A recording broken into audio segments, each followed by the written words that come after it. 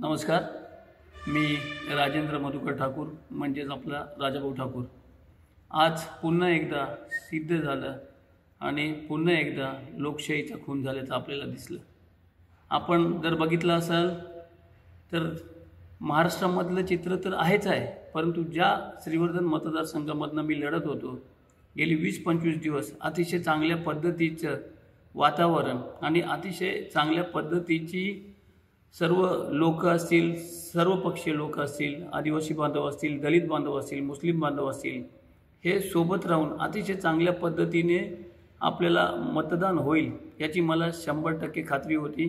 आणि त्या पद्धतीने सभा झालेल्या होत्या, जाहीर सभा झालेल्या होत्या आणि प्रचार झालेला। त्याच्या अनुषंगाने जर आपण बघितलं आणि आज माझ्या नावाने जी मिळालेली मतं आहेत एकंदरीत 4080, ही 4080 मतं ज्या वेळेला मी बघितली तेव्हा माझ्यावरचा विश्वास उडाला। त्याला कारणच असं आहे कारण आम्ही ज्या ज्या गावांमध्ये आदिवासी वाड्यांमध्ये गेलेलो, ज्या ज्या दलित वस्ती आहेत तिथे गेलेलो, ज्या ज्या मुस्लिम वस्ती आहेत त्यांच्यामध्ये गेलेलो आणि भरभरून मतदान म्हणजे नुसतं आश्वासन नाही तर मतदानाच्या दिवशी त्या पद्धतीने लोक बाहेर निघून मतदान करत होते। आणि आमचे जे पोलिंग एजंट आहेत त्यांच्या लक्षात येत होतं की वरून माझा 10वा नंबर आहे, कारण नॉर्मली काय होतं जर पहिलं बटन दाबलं गेलं तर वरती लगेच हात जातो, पण खालती आलेला हात आणि खालती आलेली नजर ही लोकांच्या आणि आमच्या पोलिंग एजंटच्या लक्षात येत होती। अनेक आदिवासी बांधवांनी, अनेक दलित बांधवांनी मतदान झाल्यानंतर साधारण त्यांच्या केंद्रातली जर 150 मतं असतील किंवा 200 मतं त्यांनी केलेली असतील तर त्याचा देखील आकडा मला व्यक्तिशः व्हॉट्सॲपद्वारे त्यांनी पाठवलेला होता। आणि एवढं असून ज्या वेळेला मी आज निकाल बघितले तेव्हा केंद्रामध्ये ज्या ठिकाणी 200, 250 किंवा 300, 500 पेक्षा जास्त जिथे मतं पाहिजे होती तिथे 5, 10 किंवा 50 मतांच्या आतमध्ये ज्या वेळेला आकडा बघितला तर आमचा म्हणजे जे लोक म्हणतात की ईव्हीएम घोटाळा नाही तर हा ईव्हीएम म्हणजे ईव्हीएमचा महाघोटाळा झाला, हे आज पुन्हा एकदा सिद्ध झालं। आता काही जण म्हणतील हे हारले मौने म्हणतायत, परंतु ज्या उमेदवाराला जवळजवळ काहीतरी 80-82 हजाराचा लीड मिळालेला दिसतोय त्यांच्याच वडिलांना मागच्या इलेक्शनमध्ये फक्त 27 का 28 हजाराचा लीड होता। आणि अशी कोणतेही काम नव्हतं की ज्याच्यामुळे त्यांना एवढं मताधिक्य मिळू शकतं।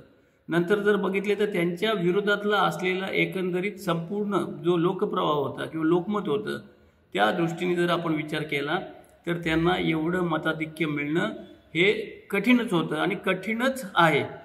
पण ज्या पद्धतीने मॅनेज झाल्या, मशीन मॅनेज झाल्या, 2-4 दिवसापूर्वी आपण बघितलं नागपूरमध्ये पण ईव्हीएम्स मिळाल्या, त्याच्यामुळे हा 100% ईव्हीएमचा महाघोटाळा झाला आहे हे आपल्याला कबूलच करावं लागेल। आणि हे मीच नाही तर जनता, नॉर्मल जनता जे मतदार आहेत, कारण मला फोन येतात, आता पण अनेक लोकांचे फोन येत आहेत आणि ते सांगतात की भाऊ तुम्हाला आम्ही एवढी मतं दिलेली असताना आता काही आमचे पोलिंग जे एजंट होते त्याच पद्धतीने आज काउंटिंग एजंट आमचे प्रत्येक समाजाचे त्या तिथे उपस्थित होते, त्यांनी ज्या वेळेला मताधिक्य किंवा त्यांच्या केंद्रातलं मतदान बघितलं, त्यांनी केलेलं मतदान असेल जर 200 आणि त्यांना जर तिथे 15 मतं दिसली असतील तर त्यांनी विचार केला की हे शक्य होऊ शकत नाही आणि त्याला लागणारं जे इन्फ्रास्ट्रक्चर आहे ते देखील पुरवलेलं होतं। लोकांना जर नेण्यासाठी काय कुठे लांब असेल तर त्या बाकीच्या गोष्टी केलेल्या आणि लोकांनी 100%, कारण आपल्या भारत देशामध्ये जे बाबासाहेब आंबेडकरांना मानणारे लोक आहेत किंवा आदिवासी समाज आहे किंवा मुस्लिम समाज जे म्हणजे किंवा इतर हिंदू समाज पण जो आहे,